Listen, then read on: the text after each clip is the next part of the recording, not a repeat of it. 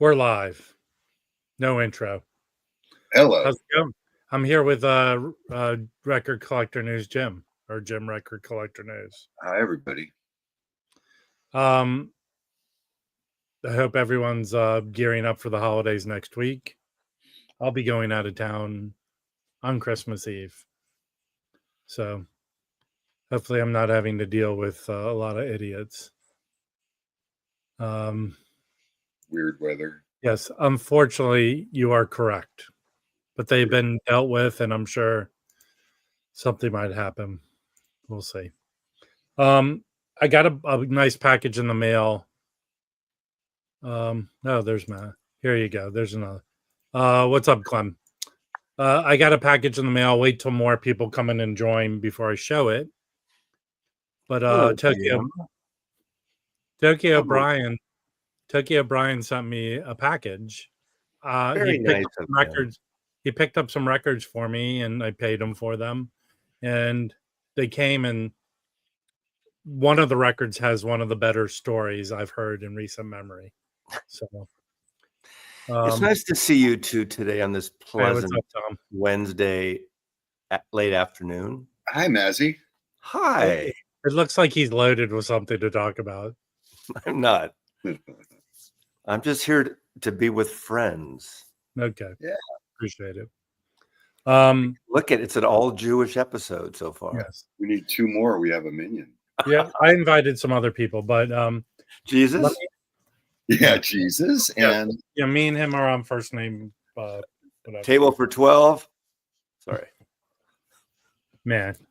Okay, so I always pick up records, way too many. And by the way, if you want a look into maybe what my apartment's like, then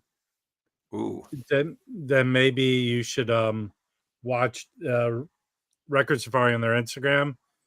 He has a story. No. So apparently for a year, he's been involved in a silent auction for a house and all its contents. Looks like 90% of the contents are records. But he's had to sell off like washer and dryers and everything. And it's crazy. I mean, it looks like it'll be a good pickup for him. So that's how your apartment looks, like that Instagram? Yeah, it could possibly. Okay, maybe. I did see that. But yeah. All right. Good job. By the way, I will be awarding people with moderator abilities. Oh, nice. Hello, Dom. Nice to see Dom. Yes. Chuck Dom, T. Dom, if you want to come up, please come by. Okay. Roger.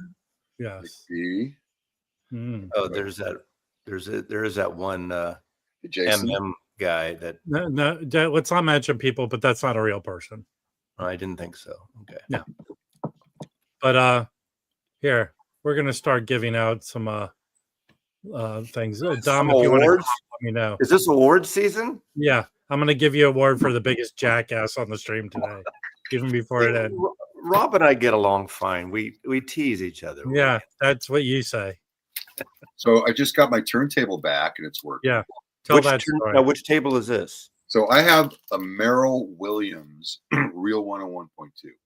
They don't make them anymore. They made them for about 10 years. It's pretty cool. Art Dudley says it's as good as any turntable he's ever. Didn't he die? Yeah. Well, it didn't kill him. Okay. Before he died, and so I got it back. It's got the cartridge back on. He had a man whose health is probably not the best. Oh yeah, and he fixed the turntable again. Jim, even though he's old, he's a full functioning human, and he had a non-functioning human repair his turntable. Yeah. No, the motor went out. So I had to take it out, ship it to Tennessee. The guy fixed it, sent it back, and then I had to have the wires reconnected, soldered. I haven't done that since. Wow. I haven't done that since. How long did it take? It took an hour and a half. No. How long did the whole, getting it, shipping it? 2 weeks. Oh, that's fast. Why didn't you just ask Humming Guru for a new motor? It would have been Hey. even faster. Well, Hey, Mazzy, you mention it. They're sending the new one out for Jim and I to review. Good. actually, So- I think they're sending it out for me to review, Rob. They're sending it out for Jim and I to review. Anyway, I reviewed it. You have to. Well- I have to say, I've been using mine for 7-8 months. Fantastic.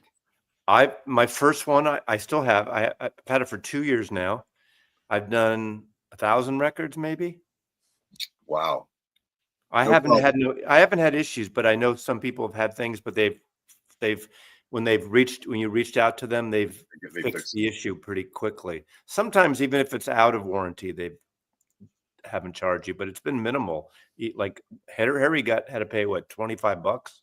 that thing is a no-brainer. No, well, Yeah. I did. I paid. Mine fell out of warranty in May. Yeah. So it was $25 because I need a gearbox, they call it, because my You know- roller stopped spinning. Carlos, when I did my reviews, there's a handful of people, and I get it. I'm sure the degritter is It's better in many ways, $3,000.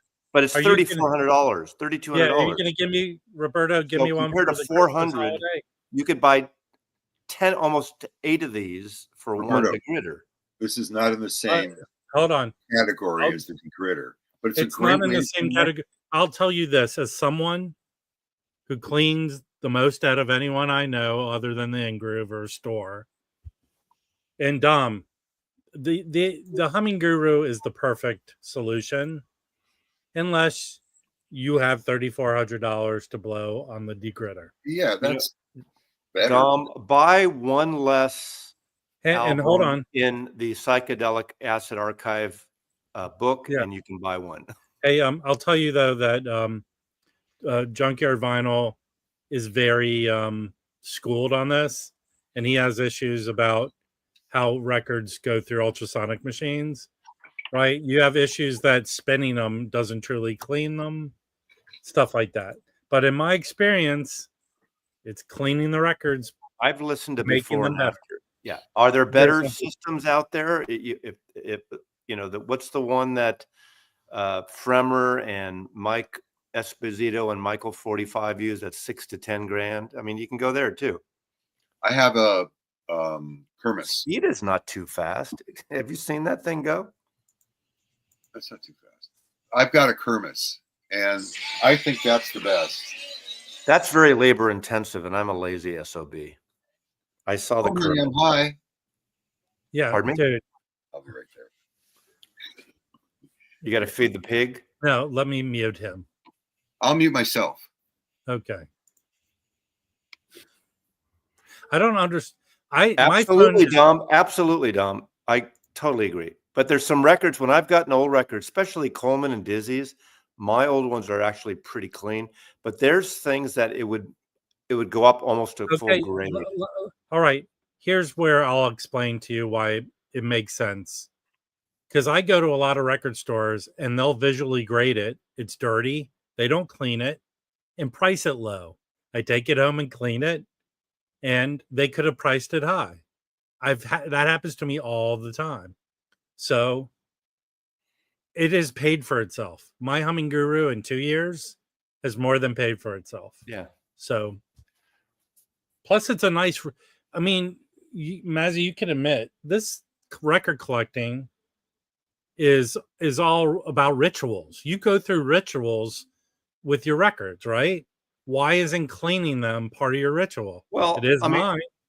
I will admit, for 60 years, I didn't clean records, most of my own records are in good and clean shape. I know there are exceptions, and I know. Well, Mazzy, do you buy used records? Do you buy used records? Yeah, but not as much as a lot of the other. It doesn't matter. One used record is a of record course. you buy. Hey, I'm convinced now, especially after I got out of Coleman's collection. I probably kept almost 800 records out of that for myself. Dave kept about 800, and we sold the rest. So Coleman would buy things, and Coleman is a massive collector and music lover. He never cleaned a record, and he didn't take the price tags off.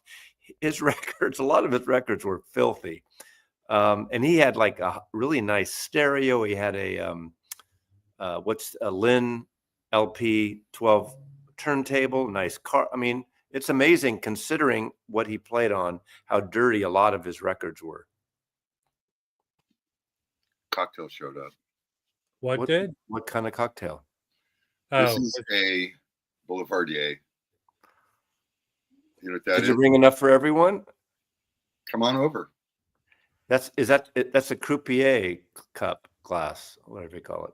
hey, let me start showing some records because I have two records have a good story behind them. So here's stuff I just randomly picked up in it, not in any kind of order. I found an OG. Let me make myself big. I found an OG Bethlehem of Johnny Hartman, Songs from the Heart. And I have not listened to it or cleaned it yet. But an OG Bethlehem with it's not an RVG. Jim, but you twist my arm. Jim. Huh? I'm sorry, Jim twists my arm. All right, go Yeah. make yourself a drink. Nice. So this is good. All right. I'm interrupted by Mazzy again. All right. I was with Jim, and one store keeps getting some avant-garde stuff in, free jazz. So I got this Albert Eiler Volume 1.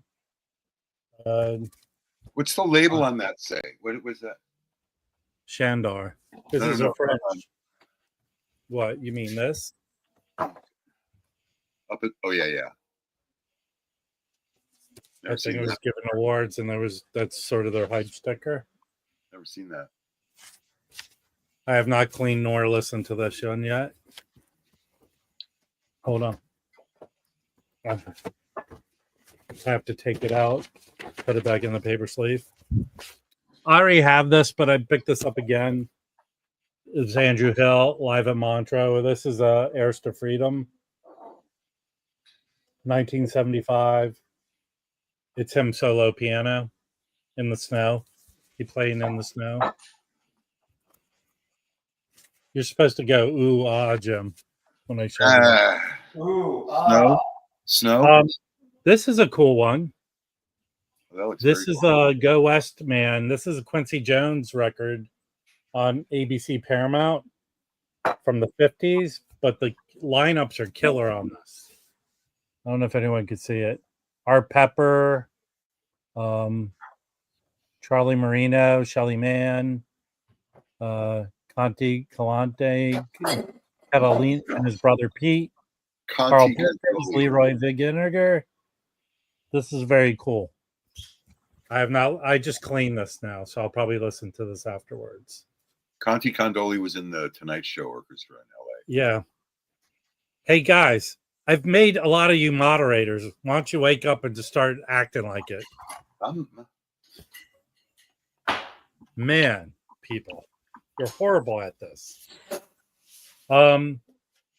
So I don't have a lot Odine Pope stuff. I know he's from Philadelphia, and if I've showed those the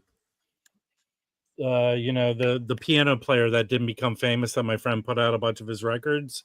He grew up with him, Hassan, the Hassan guy.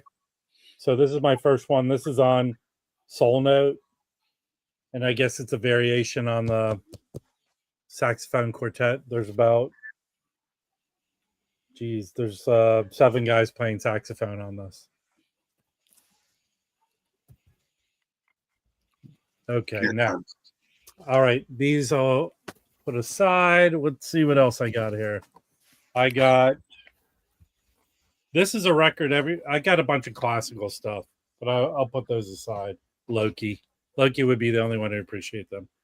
This is a record. Anytime you see it, you pick it up. I remember Chad did a video a year or two ago of like outstanding sounding records.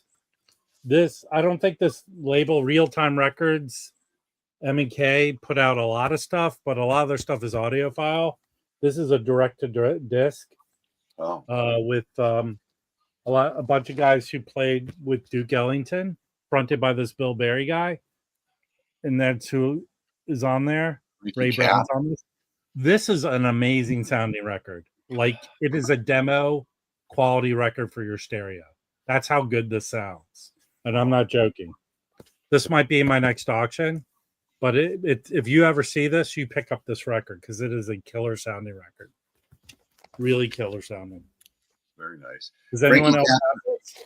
I've seen it and not picked it up. I'm definitely. I don't There's have one. There's one at Atomic, but they have it priced way too high. Probably amount what it goes for, but this, pick up this record if you don't have it. I know Jazz Bum Mike, I recommended, he picked it up, and he make a comment, Jazz Bum Mike. You were here earlier, so I guess you could technically say this is sort of jazz. This is the soundtrack to Casino Royale with Herb Alpert doing the song. It's not really jazz, but it's great. Yeah. So here is, this thing's a minty condition, very minty. The Monkeys label. The Monkeys label. Old gems. I think this is the official soundtrack. It is. The Look of Love on there. Yes. Yeah. I have not picked this up. I've seen a lot. It's been reissued a bunch of times, but this is an OG Van Gelder on CTI with Art Farmer and Jim Hall.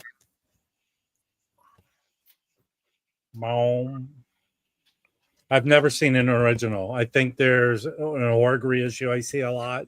That's a double. That's 45 RPM. Okay. This is kick-ass. I found a Liberty pressing of this. I know the same year was New York when they had the switch over their New York labels and Liberty. This is a stereo Van Gelder, and this is a great record. I think next month it comes out as a classic. Super cool. Where'd you find that? I found it at our secret, the record store I don't talk about, the one that's great to dig at. It's Delphina knows about it. Other people do, but it's a good store. This is, I found this too. So does anyone know this record? I think it was reissued by Real Gone Music last year, maybe for Record Store Day. Never seen this Horace Tapscott and the what is it? What's his full name of the orchestra? Horace Taps. He arranged and conducted and plays piano on this. He's credited, but nowhere else. Just a little blurb. But I believe this is a very sought after record. There it says Horace Tapscott when he was signed to Flying Dutchman. Here's Mike's comment. Yes, it is direct to disc. It is direct to disc. Go fish it out of your shelf and read it. Fish it out. Here, this I found a non Van Gelder pressing, but this thing sounds excellent. This Jimmy Forrest, Sit Down and Relax, with the old stereo label. And this is a great, just a fun record. He's having a good time playing. I'd call this a slightly party record. It's good. And then what do we got here? Oh, I saw someone show this, I don't know, over the course of the last 2 years. Does anyone know about this record? So Joe Daly is a saxophonist from Chicago. I think this is really his only fronted record because he mainly just played around Chicago and taught saxophone. But again, this is weird because one little comment in Discog says, so this is purported to be at Newport, right? 63. Right. I guess this is a picture of them playing there. And it says it there. But in the comment and Discogs of this record, and this is, he kind of joined the whole Ornette Coleman school of thought with when it came to jazz. This is not free jazzy, it's avant-garde, but it says that it's staged to be at Newport, like all the live clapping is added, and the announcer who announces each song is really this Joe Daly guy talking. But I can't find any other information to verify that. Other than that this is an excellent record. The music's very good. But that seems kind of weird, right? For just one guy to say it, kind of weird. I know the stories like Mazzy, that what's that Not that they wouldn't blues guitarist live at Carnegie Hall. That was all Jimmy Reed. It's not at Carnegie Hall. It's not even a live album. No. Yeah. But that's what they say about this one. Yeah, it's a great album, but it's not a live album. Yeah. Okay, here's some records I picked up from the Light in the Attic sale. I've not listened to this yet, but this was Ben Webster recording that they found, and I think it was only issued in the UK for Black Friday. I'm not 100% on it. It's a double LP, and I have not listened to it, from 1970. Cool. It was done in Holland, I think, in the Netherlands. Okay, that was shown. Then a record Mazzy praised because it was on his gravy train, the P. Jolly. That's not why I pray. I just loved it. It's a good record. By the way, this is still cheap on Light in the Attic. Yeah, it's been sampled a lot by hip hop artists. But they have this amber color and a green color one for like $14. It's a really good sounding record, too. It's a fun record. It was done by Kevin Gray and pressed at RTI. Yeah, Herb Alpert, I think. Didn't Herb Alpert produce it? Yeah. Do we like Kevin Gray or not? I'm a Kevin Gray fan. This channel is about Kevin Gray. I mean, I've met him several times. He's a very nice man. Yeah. I mean, you don't have to like everyone, any one person. It's like liking every artist. Well, I've met you several times, and I prefer Kevin Gray. Yeah, I like the guy no one likes. I've never met him in person, but I've met him in person, I think, 3 separate times. He remembers me, and he's very nice. Neener. Yeah. I have him on a quote on video. It's the music, stupid. I don't know if this is still available. So this was reissued. The original of this is expensive. You can't find it.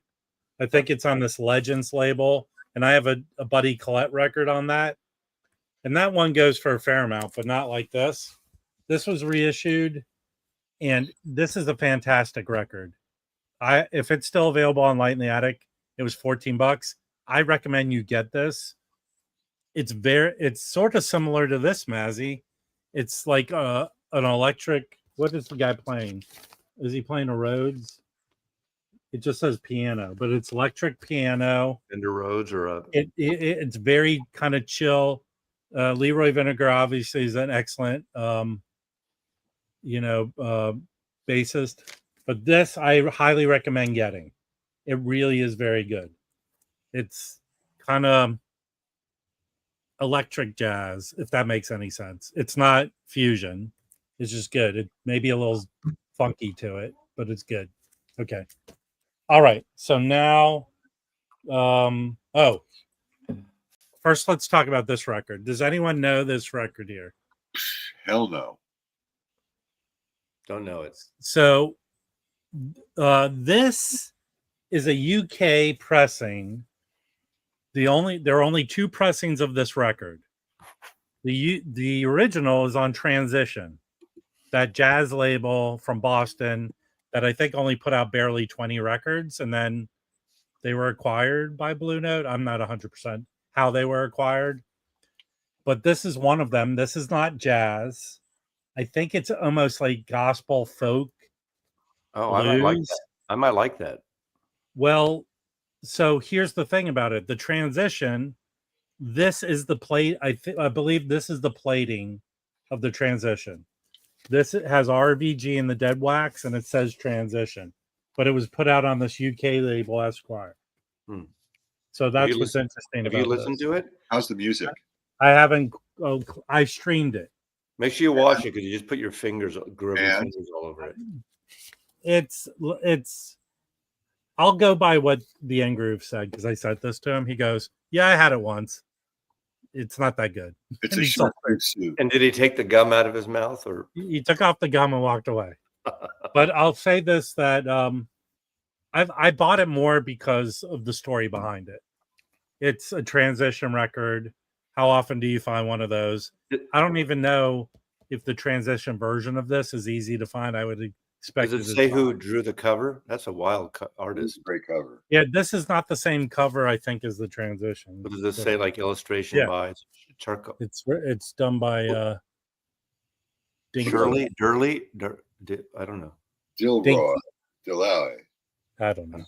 It's not written on the back. But it's somebody. Okay. An artiste.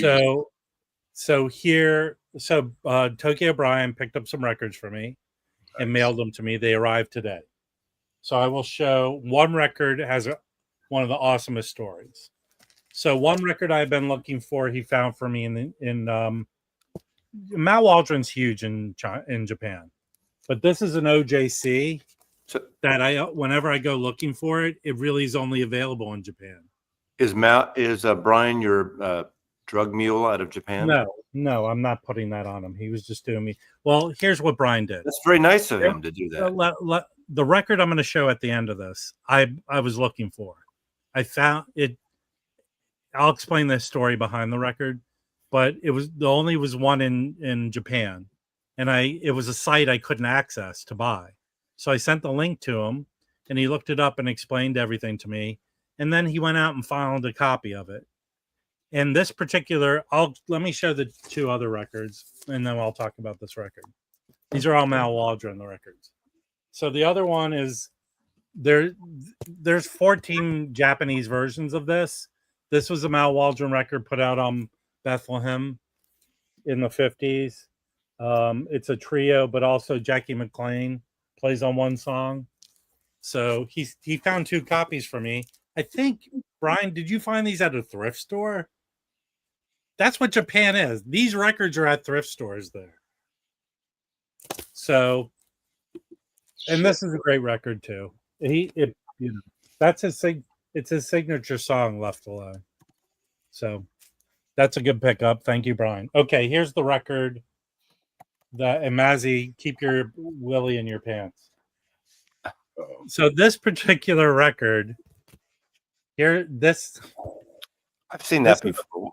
This record is called Candy Girl, Mal Waldron Candy Girl. Here it is.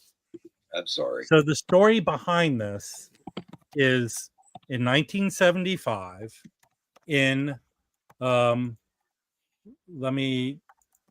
I'll go into the Discogs. Mal Waldron was in France, and he met up with this guy who produced this, Pierre Jabart. So what it says in the credits is that Mal Waldron wrote every song and arranged it. And with the musicians, it says he's not playing on it. First of all, the music is fucking excellent. I highly recommend everyone go out and try and find a copy of this. So here's the story behind it. They only did it for themselves, and it came out as a demo. The lore in 1975, the lore is only 20 copies were put out. So this company here is a French record company, Libreville. They put out since 2016, I think they've done 5 or 6 pressings of this with different covers. I'll pull it up. And each one run is either 150 or 200. This particular one, there are none for sale on Discogs, and they only did 150 of these. And this is like posted on. So I don't know how it's a tip-on jacket, but the music on this is freaking excellent. It is. So the lore is, if you read Discogs comments, Mal Waldron's playing on this. And I did listen to 2 songs where it sounded like it was Mal Waldron playing electric piano. I do know there are other examples. He played with the band Embryo, electric piano with them on a bunch of stuff. So here's the Libreville label. So let me pull up the Discogs listing of this just to show you the different versions. And there are some available. It's not crazy expensive. Hold on. You guys are very quiet. I'm sending back an email. I'm reading the. These two guys are on screen doing their taxes. No, I have a CPA. Oh, wait. still gotta Someone's backstage. Look who it is. It's Joey Callio. How you doing? Hello, Hey. Joey Callio. Hey. All right, let me pull up this. Is it espresso or wine time there? Just espresso. Hold on, where am I at here? Jim has. No. What do you have, Jim? This is a Boulevardier with rye whiskey. This is a Manhattan Oh, very with nice. Woodford bourbon. This Okay, guys. is water. Okay. Wow. All The right. rock star is clean. I'm Yeah. I'm waiting till the weekend. All right, guys. Oh, So that's here's right. here's the original one that came out in ’75. I don't think it came out with a cover. It's only the label there. And these are they're none for sale, but it is sold for as much as over $1,600. Wow. So that's the original. But here are the releases that this Laborville got. So they originally put it out in 2016 with this cover. Then this one. This is the one I got. That came out in 2016. So they did small runs with different covers. And the last one they did in 2020, I did reach out to them and ask them if they were going to do it again. And this isn't even on my liner notes, the pictures of the tapes. Can't But stream it. they said they're going to reissue it. I highly recommend you stream this. This record is freaking excellent. Where do you stream it? Where can you stream it?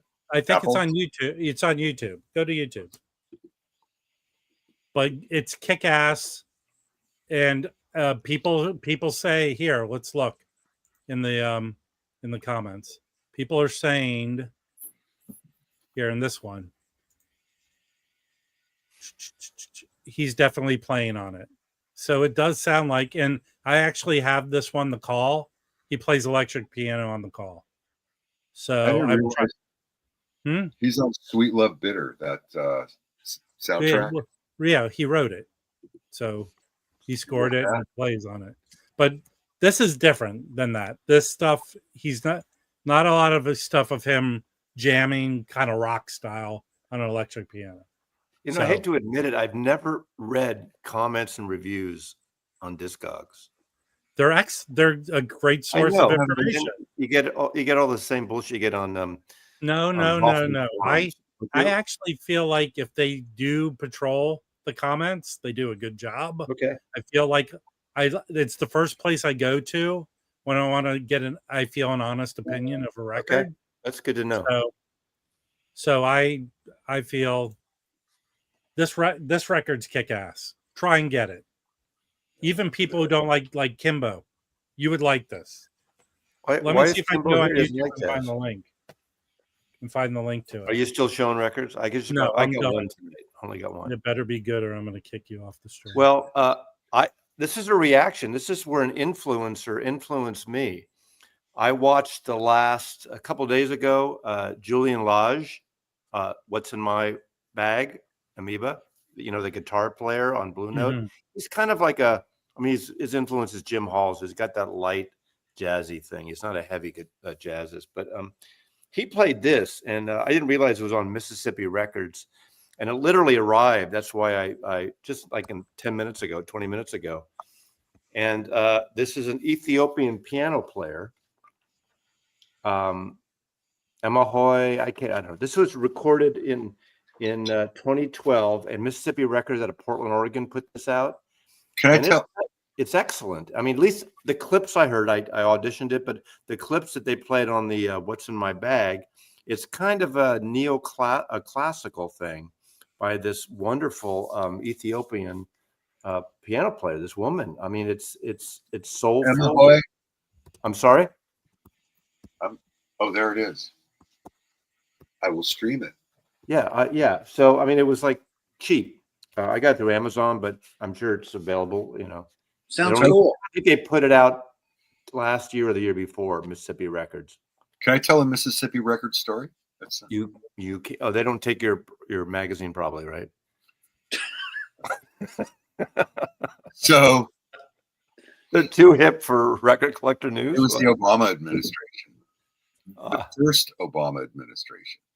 There And were two Obamas. Michelle wasn't president. No, I drive up to, but he was reelected. Anyway, I drive up to Portland, and I am loving it, man. I'm on Hawthorne. I get a hotel room across the street from some club. Oh, I've never seen so many record stores in one town. It was so cool. So the night before, I'm doing a little research, and Mississippi Records, I find, has moved. They're not on Mississippi Street anymore. Right. They're off. They just moved, and they were next to the cool. Anyway, so I'm like, maybe they'll be interested in placing an ad with me. You never know. So the next day, walk into Mississippi Records. I'm wearing short pants. There's a reason I'm telling you that. I got a bundle of record collector news in my hand. Who wears shorts in Portland? It was summer. And I walk into Mississippi, and it's freaking gorgeous. I mean, the wood was harvested from a ghost pirate ship or something. I mean, it's just... So I walk in with record collector news, and I happen to have a tattoo on my leg. The tattoo is of Grateful Dead skull. And inside the skull is an LA Dodgers thing. LA, the way the Dodgers do it. I would have thrown you out of my store if I saw that. I walk into Mississippi Records, and the look on this young lady's face was just sheer hate.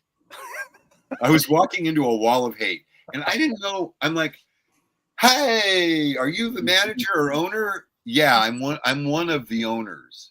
I said, "Well, I'm Jim from Record Collector News. I noticed you guys just moved. I thought I got Record Collector News here. I thought maybe you'd be interested in advertising since you just moved. Tell all my readers." And she goes, "Nah, we just got a sandwich board. And you know what? We don't want your paper. Wow. In our store. It doesn't work for us." And I was like shocked. I go, "Well, my readers can't see your sandwich board in Long Beach, California." That's a problem. I don't care how weird Portland is. You don't see that board outside of Portland. Yeah. And they used to be next to the coolest coffee shop in Portland. Now they're not. Whatever. Did they ever carry your paper? So she didn't. Yes, until then, when I walked in with the fresh issue, and then from then on. So I did a travelogue of Portland, and I wrote up what happened, and that I walked into a wall of hate. And I realized, I thought to myself later, why did she hate me? And I realized she was looking at the tattoo on my leg.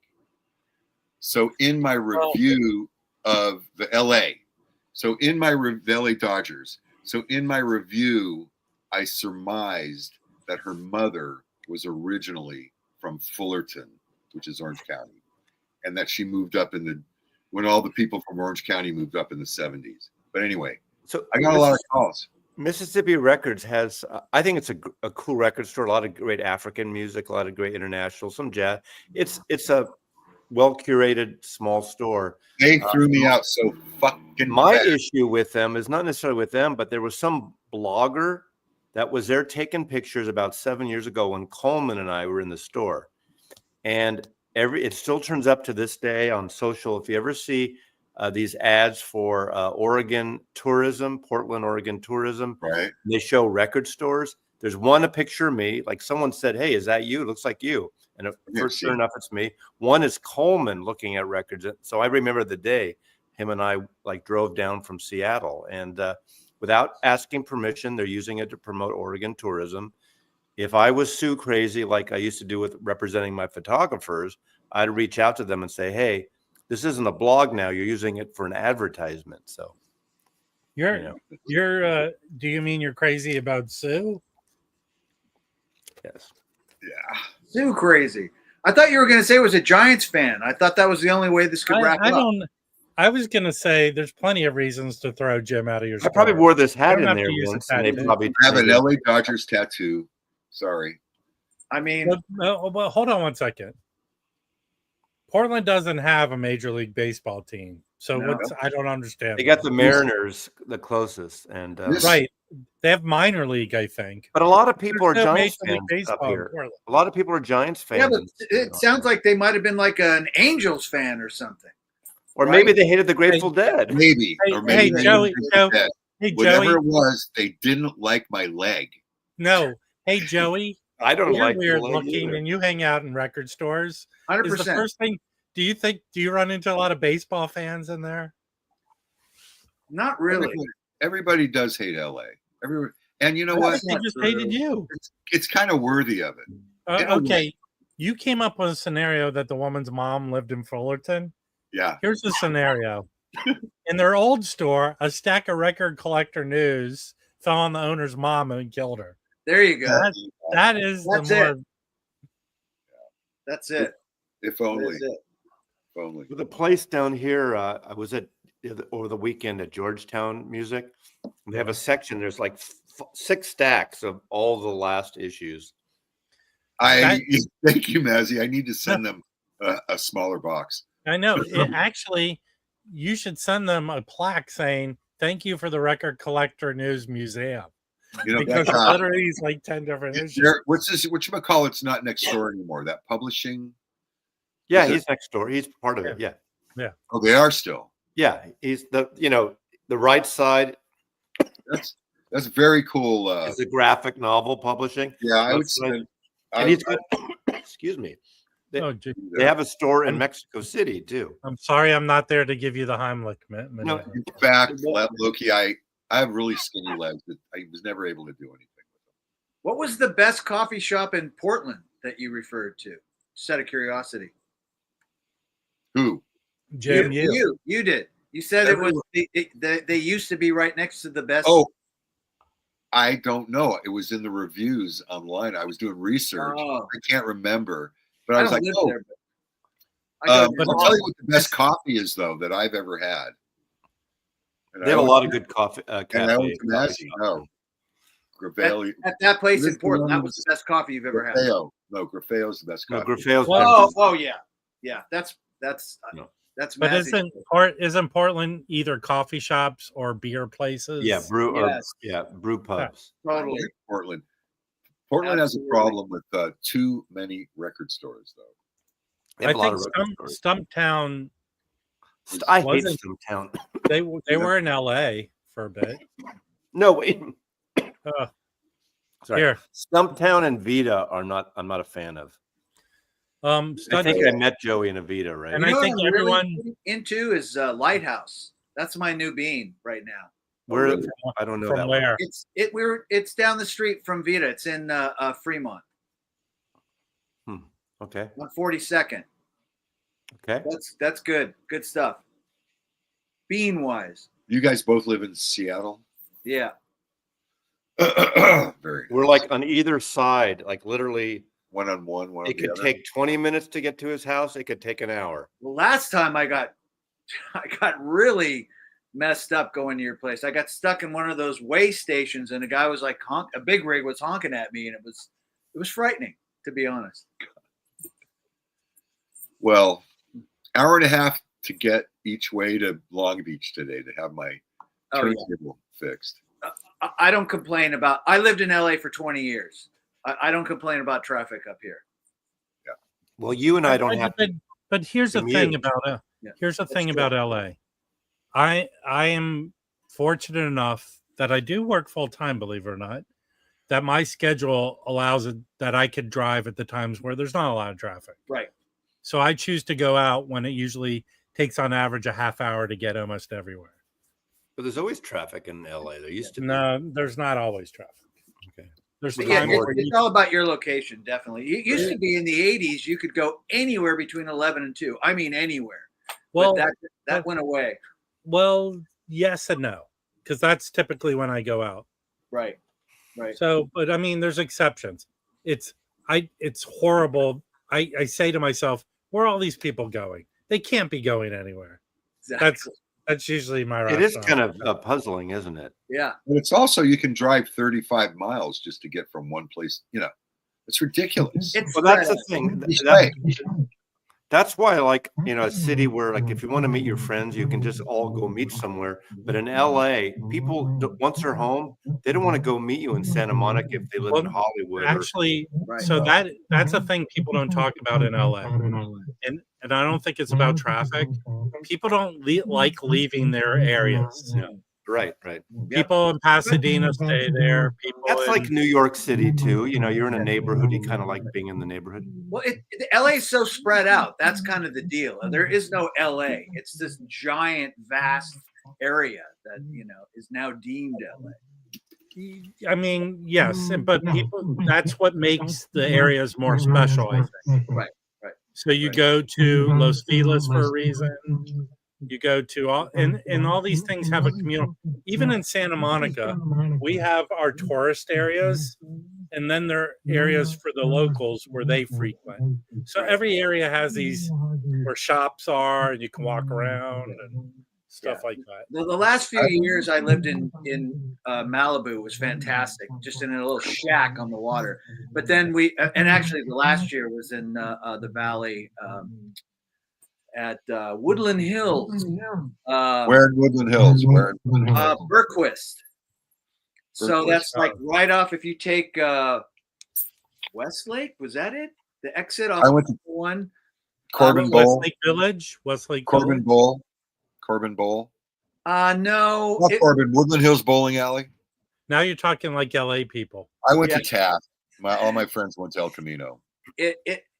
It's hard for me to remember the exact. It was just down. It was just north of Victory on Berquist. I think it was Victory, but it was not far off the freeway. It was really very nice area. It was like a 1956 Ranch house. Rambler. Yeah, it was killer. Giant, like an illegal sized pool. You couldn't build it now. Had 11 orange trees. It was amazing.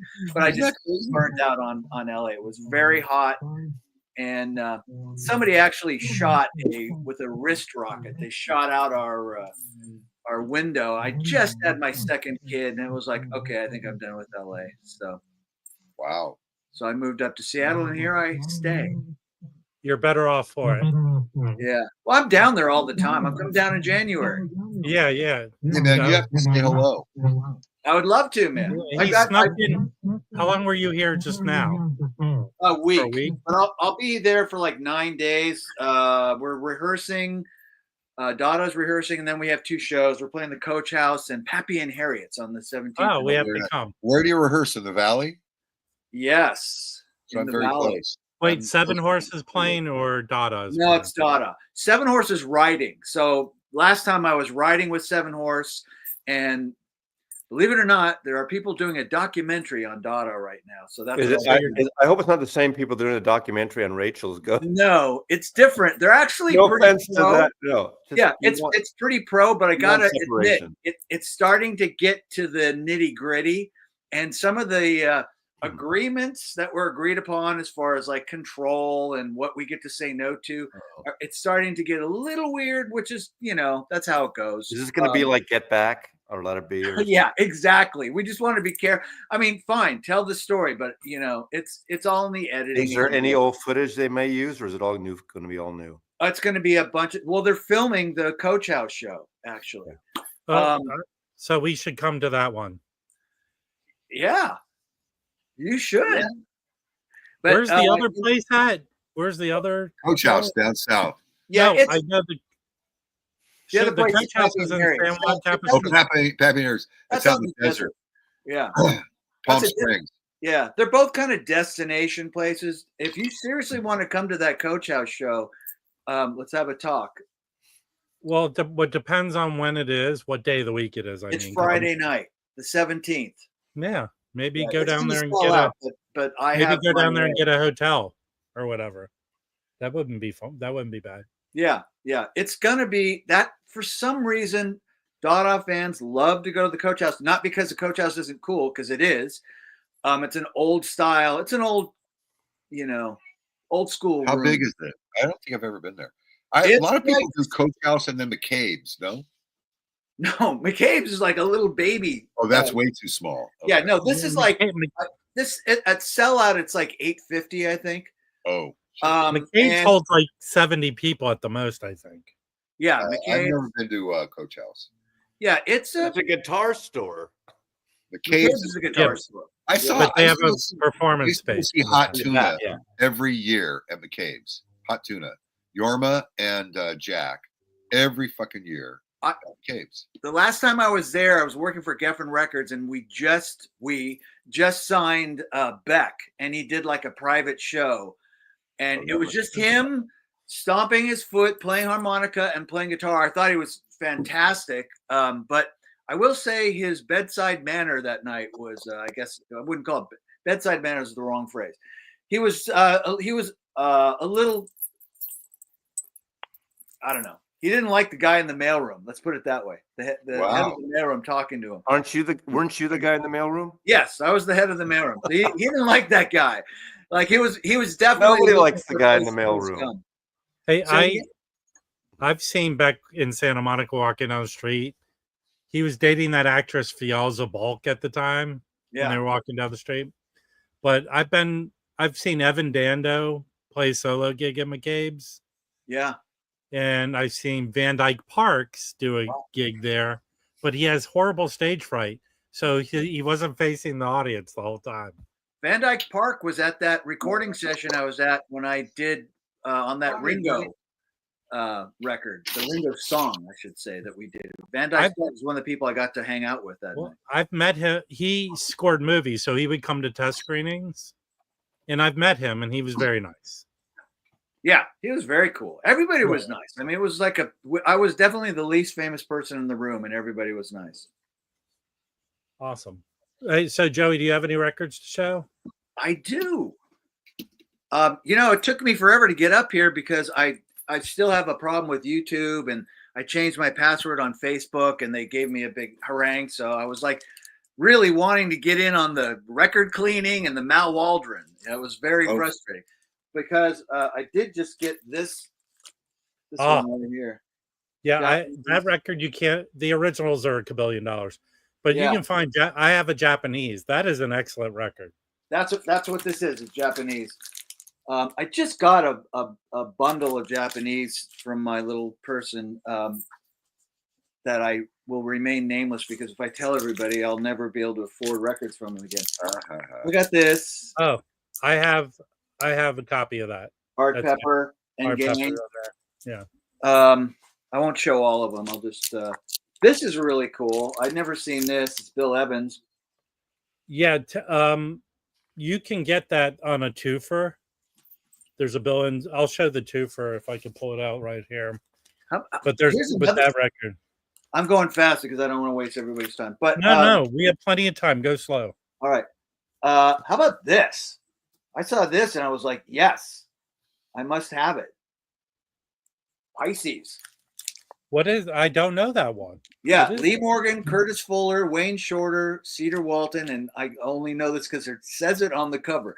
Bobby Timmons, Jamie Merritt, and Reggie Workman. I think I saw this was like a 61 or 62 session. Does that mean Pieces? Let me look that Pisces. up. Pisces. It's a zodiac sign, Rob. Got all zodiac. It's the fish. Yeah, what's your sign, Mazzy? Virgo. I'm the Virgin. Me too, Maz. Yes. Keep showing. I'm looking this record up because I don't know it. So I'm like you. I stream everything before I buy. Period. It's real unless it's like I don't know. It's very rare that I just buy. What do you use to stream? Apple or? No, just what is that? Spotify. I'm looking for this record. Yeah, I've never seen it anywhere, and it came up. It's basically an auction that I get these from, and I, try to keep. I have like a limit. Oh yeah, go ahead. I'm sorry to interrupt. Oh no, it's fine. I kind of I look it up. What does it go for? And the thing is, it's not really about what it has gone for. It's like what is it now today? People are selling. That's what I look at. I look at the people that are selling copies right now, and I just want to know near mint because this guy's VG plus is definitely near mint. He's really, really good. So, Well, Joey, that record was a shelved record, and it was originally issued in Japan in 1979.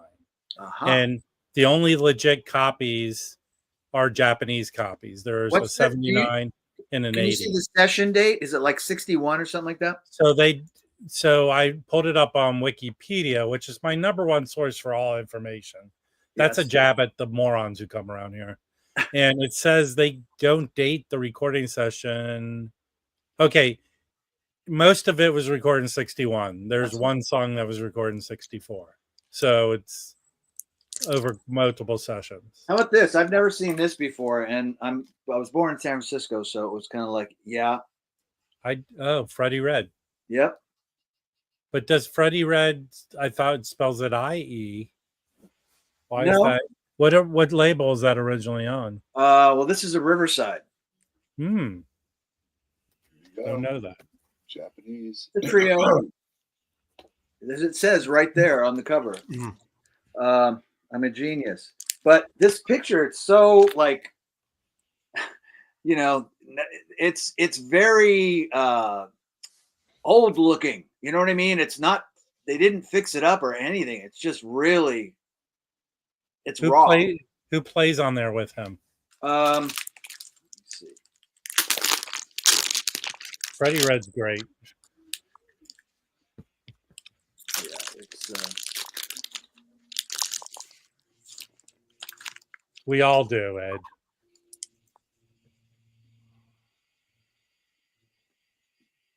I just saw it. No, I don't see it. Let me see. It's Freddie Red. Yeah. George Tucker on bass. Yes. And this is interesting. This guy spells his name ALL, so I'm going to go with all. Drerez, DREA. Don't know that. Yes, on drums. So it's just a trio, recorded in 1957. Just, I mean, I don't know that. I'm glad it was good because I almost wanted to buy it anyways, just for the cover, which would. I know. I'm the same way with San Francisco covers. I mean, yeah, there's just something about it. I'm with you. Yeah. This is. I just got this. This is great. You guys hip to this? Yeah, stuff? I have a later reissue of it. Yeah, it's excellent. Who is it? It's Japanese. It's Japanese, right? It's like funk kind of, funk jazz, but he's definitely little psych to it. Yes, exactly. He's some real smart stuff going on here. There's a cheaper reissue label that did a copy of it like in the mid 2000s. I think that's the one I have. Jive Time has been my kind of place of record lately. I like Jive Time. It's very close. It's like 2 miles from my house. Their used section is really good, and their new section is really good. It's a perfect little store. They had a brand new copy of that for like $50, but they had this one. It looks brand new. It was 29, so obviously I went with that. How about this guy? I know. I think Nazzy, you had this, right? I do not have that. So 2 Fridays ago on Bandcamp for Bandcamp Friday, International Anthem had 25% off. Right. So I bought that record and 2 others. I've been streaming that record. You've listened to it already, right? Oh yeah. That record is fucking awesome. Totally. It's very cool. And it's new. You know what? I like finding new stuff. It's so hard because I get programmed into like the cool, 50s, 60s, and 70s stuff. And a lot of to be honest, I'm not crazy about how people record instruments nowadays, especially stand-up bass. It drives me crazy when they try to get too modern with stand-up bass and put, more than one pickup on it, and it just sounds, to my ear, I don't like it. It just doesn't. It's very ambient, but it's also avant-garde. Yeah. Is that None Such? Is that on None Such? Yeah, it's None Such International Anthem. Yeah. Joey, what do you think of Pino Palladino? You know, I Notes know and the Notes- name, but Notes with, He's a bass, Oh. bass player. he's got a record out, Notes with Attachments. that's Yeah.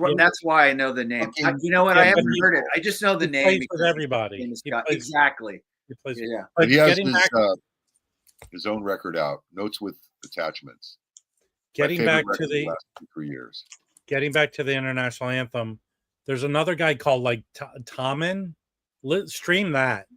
So I Tommen. ordered his record. Yes, I'll send you a link to it. Do that. Stream that record because I think the guy's playing all the instruments himself, Right on. and that record's really good. It's very spiritual, jazzy. When I went in, this happens a lot, which reminds me of like how record stores used to be, or for me at least. At Jive Time, they're always playing music, and I love the guy. I think I just like everybody's taste down there. I'm heavily into Brazilian, and I didn't have any of this record, any of this guy. This record, I loved it, man. I just, bought it there and then. Really cool, but it's real. You got to like Brazilian, kind of the chill side of Brazilian, because I'm into Brazilian psych too. This is the last one. I got some other ones, but this is the last one. How about? Oh, you guys probably know this Jazz Tap, but it's like the second one they put out. Art Farmer and Benny Golson. Yeah, I love Benny Golson and Art Farmer. Love both those guys. Yeah, I have that. Yeah, Good. very cool. Bay, what is it? Bay Bridge? Is that what it's called? Yeah, Bay Yeah. Bridge label. Anyway, I just shared the link to this guy on International Anthem. cool. Stream his stuff. It is awesome. I will. Yeah. Yeah, I mean, I'm not good. I'm not good at current artists. I would like to get better at it. Yeah. So, Right. When they have those sales, it's a great invitation to pick up some of these records. So, Have you guys ever heard of Moo? Is it? I should have thought about it before I started speaking. Moo Orchestra. what a cow says. MU. It's MU Orchestra, I think. Never mind.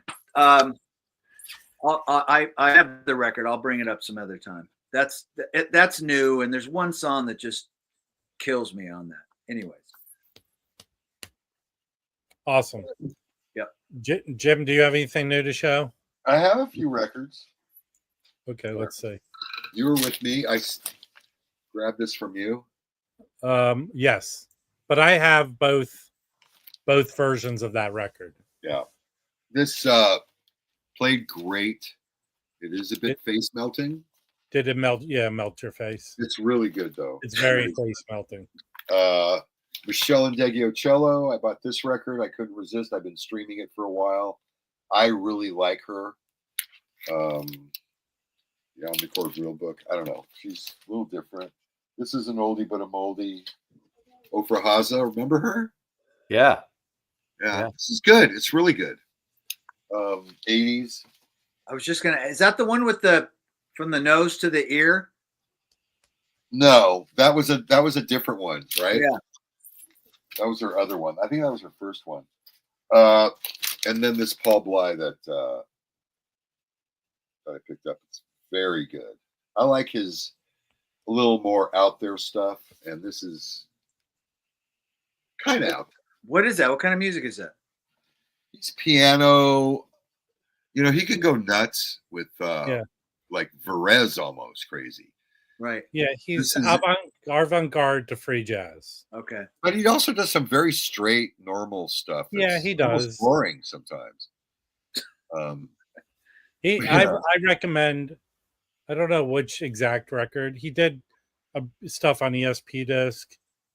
I have this one But his record stuff- where he's Yeah. like, the picture on the cover, he's in an overcoat. And I think he's just like banging on the strings of the piano or something. He has his own label from the late 70s called Improvising Artists. If you ever see one of those, they're not expensive, those records, and they're often very good. And that's really, I did buy, no, I've been listening to Lou Reed Transformer lately. I got to get that. No, I do have that. What's Berlin is the one I want to get.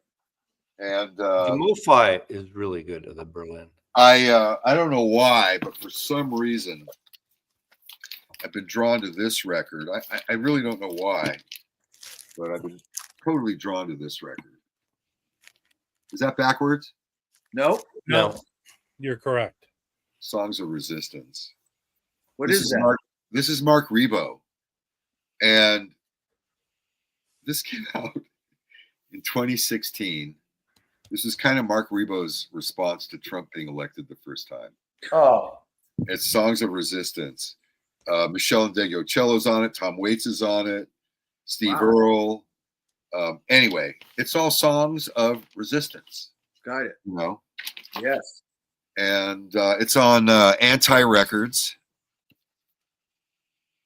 So anyway, been listening to that a little bit lately. I bought that a long time ago. You know, and then just a ton of Zappa. Oh, the new the only record store day I got was Morphine had something out on Record Store Day, so I bought that. Love that band. I saw their what do they call it when they came out from New York and played for everybody? Their showcase, whatever, at the Troubadour. Oh wow, you got that. You didn't get this? Jim? I didn't. I have it. Should have. Rob got like 3 of them. Yeah, this is good. Yeah. Mazzy was we heard this in the store. It was like, yes. Yeah. I've been streaming it. That I should have bought it. Should have bought that. yeah, Joey, that is a 17-year-old Niels Nils Oberlin.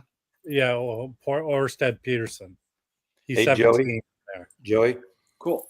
I got a copy for you because I have an original and I have the Mo-Fi, and this is like a 2008 reissue. So I'll give you this, and if you don't like it, it sounds good actually, but it's a placeholder. I'll bring it Friday. Killer. Yeah, You it might be good enough. I mean, it's good, but I just you get all Mazzy's hand-me-downs. I don't need 3 copies, you know. Yeah. Yeah, too bad you guys don't live in Seattle. We're having we That'd be haven't fun. had a party in a while. We're kind of having a big one this Friday. Who wants this? What is it? We're giving shit away now. Yeah. No, this is Hey, it's a record holder.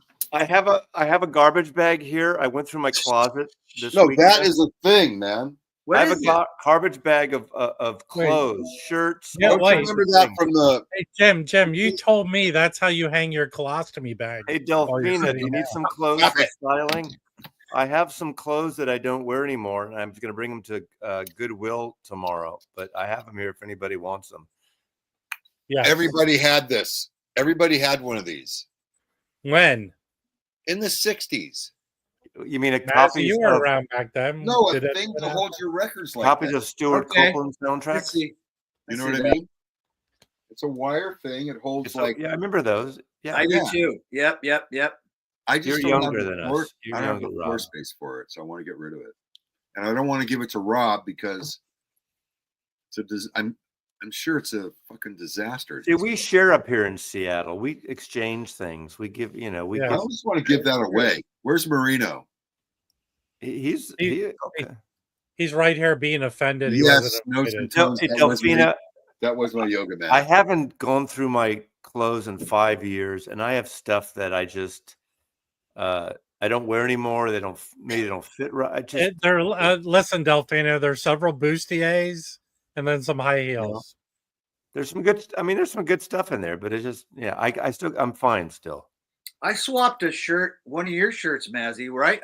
I'm pretty with a fan in Phoenix. She Well, was that's what wearing you a said, David Bowie shirt, and I said, "Hey, I love your shirt." And she goes, "Oh, I like your shirt." Whipped it off right there, and we just swapped. And You gave boom. her an It's the Music Stupid t-shirt. Yep. Was she naked underneath? No, she was not. I mean, I kind of took her off to the side, almost backstage. So that's what they say in rock and roll, huh? Yeah. That you know who was there? That was Mike Ingrews was there that night. Oh, he came? Yeah, it was a good night. That was the night the people who are making the movie about us That's what kind of set it off. It was a good night. Would it be weird if I held an auction on Saturday, auctioning off my clothes? Yes, I bet you I'd sell some shit. you Oh would. yeah, you make some money. But if I did that, it'd have to be for Charity. Exactly. That's the Right. word. I was thinking of the word. What's the word? Charity. Charity. Mazzy rags. Yeah, there you go. Yeah, Mazzy rags. Actually, there's 2 pairs of black jeans in there, which I just can't fit anymore. And I've gained a little weight. I've gained 5 Size, Mazzy, what size? But it's funny. I have some pairs of the same size that fit perfectly, but these 2 pairs, they're 34, 32s. There you go, ladies. I'm sure Mazzy's they're no longer. way too long. I only wear that's not only, but 98% of the time I wear black Levi's. That's it. Wow, a signature look. Yeah, it's my like, remember Steve Jobs wore the black turtlenecks? That's all he wore pretty much. Black Levi's for me. This is really bad that I'm sorry, Rob, for now I'm just piling on this non-jazz record talk here. Have you been to Blue Owl? You know what Blue Owl is? Japanese pants. Sorry, I can't. Anyways, that's a cool place. I probably shouldn't tell you about it because it's expensive. It's very cool. So they make Analog. I guarantee you, if I sat here and did an auction, I could sell some of this shit. Not expensive, but people are out there would pay for. Well, this is why I have a feeling the reason they would get your clothes is they want your DNA so they can clone you. Does anyone remember a blues singer by the name of Candy Cane? K-A-N-E, Candy. I know, stripper. That sounds really. She did strip too. She stripped a little too. So Candy Cane, she was a large woman and she had a great voice, blues singer. No. In the 80s and stuff. Yeah, LA. In the 90s, I went into the 900 number business and I set up a 900 number for Candy Cane where for $2 you could get her underwear. Wow. Yeah, you call. So what you're saying is there was a woman named Candy Cane. It wasn't hard to get her underwear. This seems very hard to believe. I have, the bad. I don't want to break your heart, Wax, but I don't think they were really all her underwear. Yeah. Could be. I'm just saying. But Candy Cane, I set her up with a 900 number to sell her underwear. Nice. Hey, Roberto, is that on your resume, Jim? Huh? Is that on your resume? Roberto, I considered seriously selling some of my doing an auction for some of my hats because I have about 40 hats. That's too many. That's a lot. And I probably wear 5 of them regularly. I mean, it's not. I'm not talking about baseball hats. I mean, just nice hats. Yeah, you have good hats. I have a lot of good hats. Yeah. And I have a gift certificate. My friend Karen, for my birthday, who lives in San Francisco, I've known her for many decades, and she sent me a gift certificate. There's a hat shop. I need someone to go with me downstairs in Pike's Market, the Pike's Place. Yeah. There's a hat shop there, and she gave me like $150 gift certificate to buy a hat down there, and I just haven't done it yet. So everyone take a ride. There's a record store there. Have you been to the record store in Pike's Market? Yes. No, I gotta check that out. Yes. Let's go sometime. You can help me pick out a hat. Did they close down the place they close down the place that throws the fish? That's a very good store. It's still open. That'll never go away. Yeah. You want to go to Holy Cow Records? Holy cow. 1501. In Pike's Place? Place number 3. Yeah, Coleman and I used to go there every time. It's okay. It depends on the day you go. It's okay. Right. Can I tell a story about that place? You always got to. Is it like Mississippi record? Did they One see of the your owners? tattoo? One of the owners told me one of the greatest record stories I've ever heard. Okay. Real quick. I'll tell it fast. So this guy's up in Seattle, and he doesn't have a record store, but he has a record collection, and he has a girlfriend. And he comes home one day. That's rare. And he finds that his girlfriend has written his name on his records. Now, that's 2 things that are fucked up. Number 1, it is. He wrote his fucking name on his records. And number 2, she's getting ready to break up with him, right? So what's better than putting her name, I guess? Huh? So Oh, I see what's happening. You know what I mean? Yep. 10 years later, Separate her records. however many years later, this guy starts a record store and it's still going. And every fucking once in a while, he comes across one of his own goddamn records with his own fucking name on it. And he gets reminded of that woman, the girl who wrote his name on it. That's hilarious. Isn't that a great record store story? Yeah. Wow. That's one of my favorites. Because we'll never know if we get one of our records back. We didn't put our name on it. I went to a yard sale once and I saw a record that was Lee Michaels, keyboard player.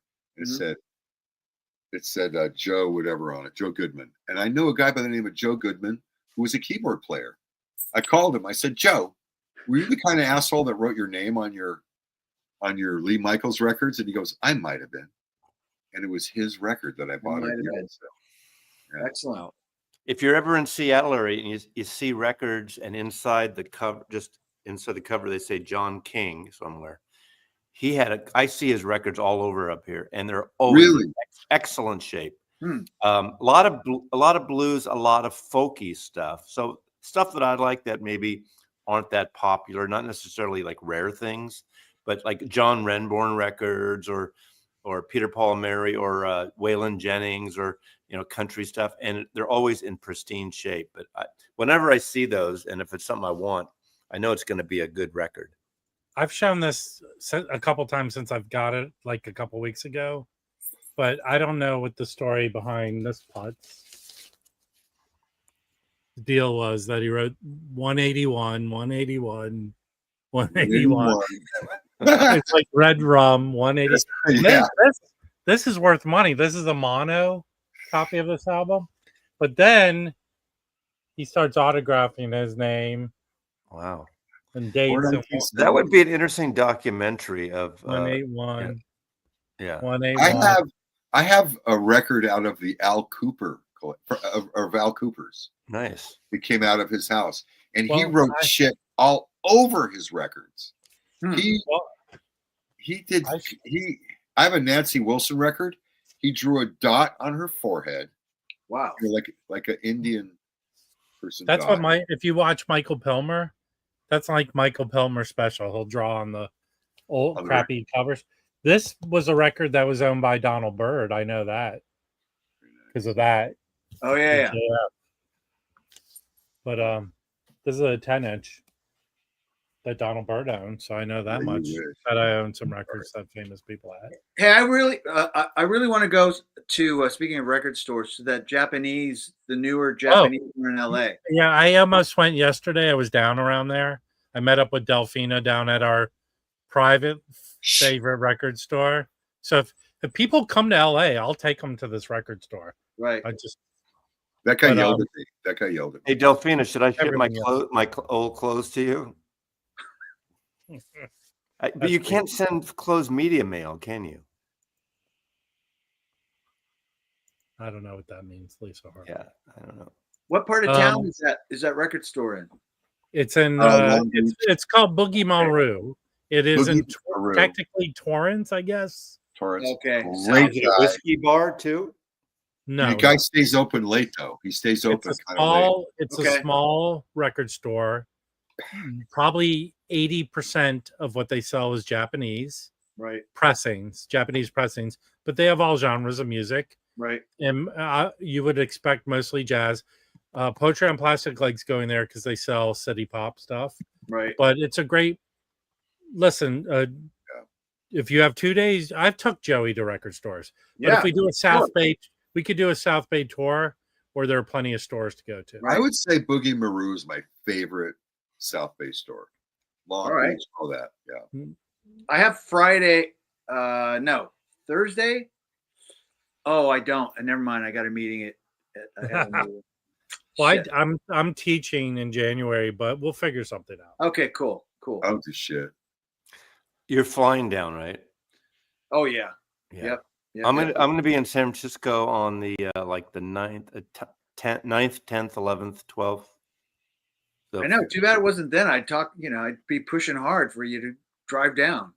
You like to drive. I'm driving to San Francisco because I like driving. Yeah, because Well, Mazzy's an excellent driver. He drives me crazy on a daily basis. He is a good driver. My favorite thing when Mazzy drives is he likes to talk to text to message people. And then when he's doing it, you could say penis and it'll come up on the text. Yeah. Hey Siri, call Rob. Yeah. Rob does that in my car. Oh, And shit. it's all is like triplicated on the iPad in my kitchen. Wait. It was Jim Jim typically doesn't, message voice to text. Joey, He decided to do it to this record store guy. Yeah, I just realized there was a club called I'm the interrupted 181. telling the story. Yeah, totally. Lisa reminded me, Lisa, you were talking about 181. There used to be a club in the, I don't know if it's still around, in the Tenderloin, or no, down in the, Tenderloin, I guess, called the 181 Eddie, 181 Club. And they had like cool bands play. They'd have punk, new wave bands, and it was right in the shit, like couple of blocks. But Hey, it was Eddie, text me so I can message you to come up. That's the only way I'll do it. I haven't played there. I played Bimbo's. I like Bimbo's. Yeah, that was cool. They used that for the faux location when the Chris Isaak show was on Showtime. Right. They were like the house band. Yeah. I saw great shows there. Yeah. Yeah, it was a nice place. Coleman told me a story once because he had Pride and Joy, the big party band for 40 years, R&B band and stuff, and they played a wedding reception at Bimbo's for what's the brunette from Friends who was in the Springsteen video? Oh, right. I don't know her name, but I know who you're talking about. Yeah, when she married the guy from Scream, whatever his name is. I know that I'm blanking out on the names, but like Jennifer Aniston and Brad Pitt were there, and all these, like, it was a private thing, and they played that wedding reception there. So you said that was a cool gig. Courtney Cox, there we go. Courtney Cox and David, what's his name? David. I've had to Arquette? deal with David Arquette before. Yeah. I went to school with Maureen McCormick. I have an autographed CD of hers that my friend Vernon got me. You mean the one from the Brady Bunch? Junior high and high school. Yeah, I have an autographed CD of hers. I think I have an autographed CD. Vernon also, one of his biggest selling records he ever sold was the William Hung CD. Remember William Hung? No. From American Idol? Yeah, when he did She Bangs. The Bowie song. And of course, the Bonaducci family. I don't remember that. Space Oddity. Guys, I'm going to probably go another 8 minutes because there's a basketball game I want to watch. Hey, Rob, if you do come to that show at the Coach House, I'll find out if my buddy Starfighter is going to come down. Yeah, if he does, I'll definitely will have a meet. Introduce, yeah. Joey's friends with the guy who starred in the last Starfighter. We went to school together. And Jaws: The Revenge. Jaws 4. Jaws 4. Jaws. Not Jaws 3D though. Oh. No, Jaws 4. He bought his house from Jaws 4 though. He's got a nice house in the Hollywood Hills. Thank you, Jaws 4. Yes. There's a good. It's off topic, I know, but there's a good interview from a few days ago. A discussion for about an hour and a half on Warren Zevon, like with Waddy Wachtel and the drum. I mean, a couple of people, bass player. That were on Warren's, and also Shooter Jennings, Waylon Jennings' son, who's a younger fan. But they talk about when they were, he was so fucked up with, especially drinking. I mean, drugs too, but drinking was his. And would get violent, was in the guns and stuff. But he, from the Linda Ronstadt money, because of Hasten Down the Wind, Poor Pitiful Me, he made a shitload. He bought a house in Montecito near Santa Barbara for that money. And Waddy Wachtel and the other guy was talking about, Jose Calderon, who wrote with Warren, would go up to Santa Barbara. They'd write together, and he'd like shoot. They had a picture of one of his albums up, and he saw bullet holes in the wall in the kitchen on it and stuff. So it's kind of sad, but I love Warren Zevon still. What a great writer. Yeah, totally. But 100%. Anyway. Yeah. He was fantastic. Yeah, good guitar player. A friend of mine hired him to try to imitate Neil Young, though, Oh. and he couldn't do it. It's funny when you listen to him talk, because only in the last few years I ever heard Waddy Wachtel talk. He sounds like a fucking New Yorker, like, you know. He doesn't sound like he looks, of this kind of West Coast hippie. He had that stringy I hair. heard he's a fucking badass motherfucker. Yeah, he Waddy sounds Wachtel. like one. No, I heard he's a serious. You don't fuck with him. Yeah, it sounds like, but he's a skinny. I mean, I don't know if he's skinny guy with that kind of frizzy hair, and he had this, you know, and he played with Linda and Jackson Brown and all that. I mean, he was one of Your the. name's Waddy Wachtel. You better learn how to fight pretty quick Yeah, really. in high school. Oh, But he's still alive. Yeah, He's so yeah. This Waddy Wachtel. Yeah, this was I an think interview. he did a Rick Beato thing. This was the last week. This discussion on Warren Zevon. It's on YouTube. Oh. Seek it out. It's great. If you're a Warren Zevon friend, but Well, he yeah, gets you don't brutal. have to be a fan of it because I watched the Beato stuff. I'm not like Yeah, I I don't watched really watch it. the Skunk Baxter interview was awesome. Yeah, watched I don't that. watch those. Yeah, The Skunk Baxter is the uncle of the guy that my sister-in-law has been dating. which sister-in-law? Monica, the crazy one. I wouldn't say it on the air here, but I only met her once. I say it out of love. Is she going to be there Friday? Oh yeah, she'll be there. She'll be there early. I think on the early side. Okay. There's going to be kind of a shift. Like it's going to be from 7 to 8. There's like a group. Is there a room I could pass out in if I? Sure. No, I'm just kidding. I'll make room. I don't drink that much at parties. Seriously, I No. know people don't believe it here, but I don't. Yeah. And if I do, I'll take an Uber. So I'll leave my car. Eddie, I texted you the link. We're gonna only be up for another few minutes, so if you can make that work, let me Fuck know. basketball, Rob. Basketball. Come on, it's listen. Anything to distract me from the real world, I embrace. Hey, Lisa, is 181 a gay club now? But it wasn't before. Like in the late 80s into the 90s, and on and off. It's one of those places that it closes down for all that, it becomes something else. But they had cool shows there. Cool bands played there. I think Jesus Mary Chain played there, and other band. You know. So there you go. The I-Beam on Haight Street was a gay disco, and then that was the place where I first saw on their second American tour, maybe The Cure and Violent Femmes and Billy Bragg and Echo and the Bunnymen too. I mean, that was a good club, but a lot of the gay clubs would open up to new wave and punk shows other nights. So Right. I mean, what's the big one? Oh shit, the Stud.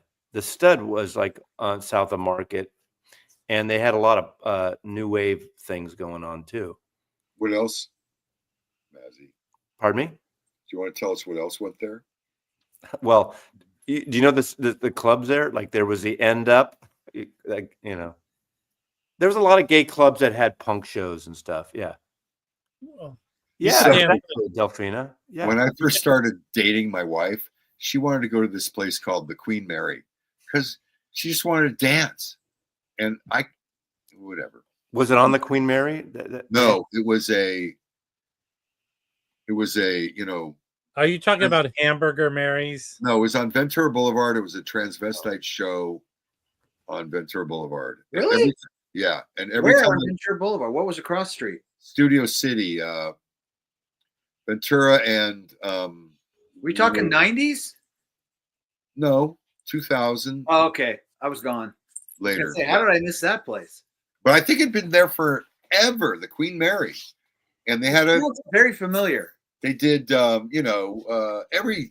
It was singing and shit. Every time I went there, I would win entrance and drinks for $6. Nice. Is it by the Blah Blah where the Blah Blah used to be? You know that? No, it was at Whitsett. Oh, Whitsett by the golf course. We talked about the Palomino. Vinyl Richie and I the other day talked about the Palomino and Wickendale. Yeah, the DV8 was on Howard Street, but you would enter on the alley behind it. And that Asian tech guy, or he had a lot of money, he opened that club. I used to go to DV8 on 11th Street. DNA. Now DNA was great because a guy named DJ Brian Raffi was one of the partners.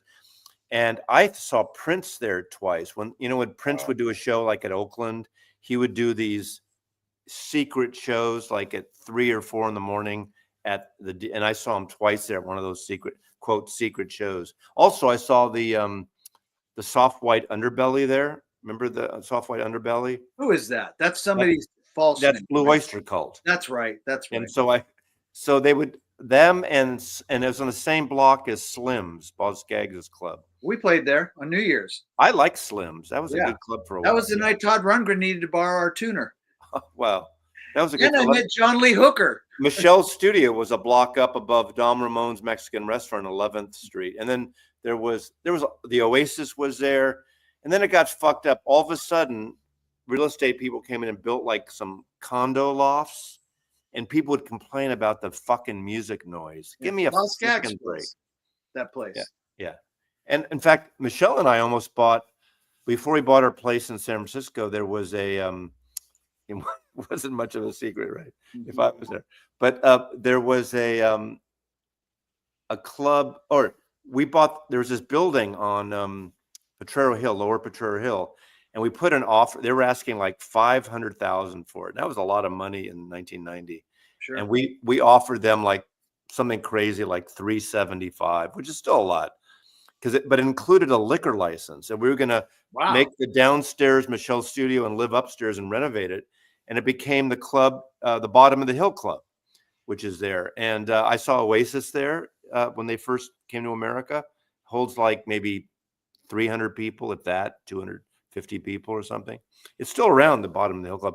But again, they build these condos next door, and the people get pissed when people piss in their doorways and there's loud music, because they put in an industrial, semi-industrial neighborhood. They build condos. It is a buzzkill when people piss in your doorway. It is, but when you buy a place next to a music venue or on the same block as a music venue, don't complain if it's built there later. Yeah. I mean, that was their first for 10 or 20 years. Yeah. You were talking about Prince. Everyone. Oh, sorry to interrupt. It's Scotty. Hey, Scotty. All right. Hey, yeah, Scotty. you were talking about this, Prince? I was just going to say, Prince was fucking incredible live. I Yeah. mean, just incredible. I saw him at the Forum. Just mind-blowingly good. Yeah. I saw him at the Forum. I saw Prince open for the Rolling Stones at the Coliseum. Wow, Didn't I they remember that boo him tour. off? You got a And lot of his- shit for that tour. His bass player got hit in the head with a bottle, and that was it. I got hit in the face with a shoe once on Earth Day in Texas. Not good. I saw But this was when Prince was the second coming of Hendrix. You know what I mean? Prince did that residency at the Forum. He did like That was a later. couple months, right?